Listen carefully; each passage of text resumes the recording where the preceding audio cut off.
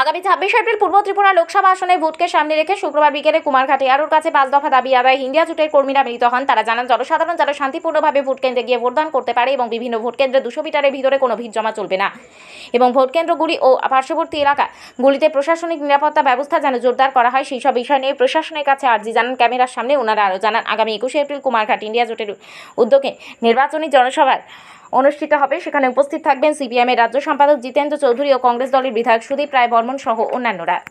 পক্ষ থেকে আজকে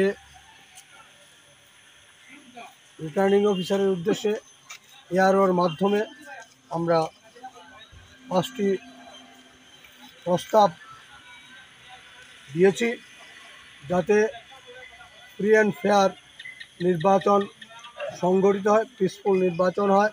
ওনাদেরও আহ্বান, নির্বাচন কমিশনের আহ্বান শান্তিপূর্ণ এবং অবাধ নির্বাচন করার জন্য। সেই পরিপ্রেক্ষিতে আমরা 5টি পদক্ষেপ নেওয়ার জন্য ওনাদের কাছে আমরা আহ্বান রেখেছি।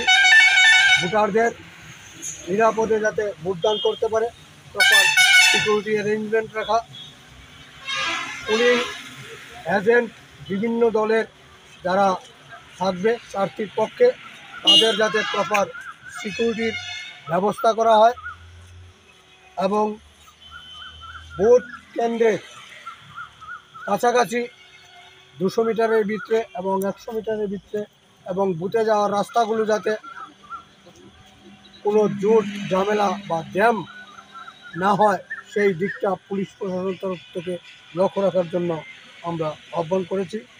এবং সেন্সিটিভ এবং হাই সেন্সিটিভ যে সমস্ত বুথ কেন্দ্র রয়েছে সেইগুলোতে উপযুক্ত সাফিসিয়েন্ট ফোর্স ডেভেলপ করার জন্য আমরা আহ্বান রেখেছি। আর আরেকটা আমরা আহ্বান রেখেছি আগামী 21 এপ্রিল ইন্ডিয়া জোটের উদ্যোগে কুমারঘাটে পাবিয়াছড়া কংগ্রেস ভবনের সামনে একটা জনসভার ব্যবস্থা নেওয়া হয়েছে, আয়োজন করা হয়েছে বিকাল 3 ঘটিকায়।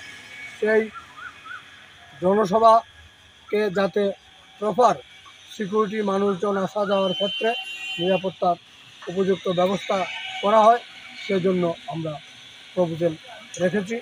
এবং আমাদের এই আলোচনা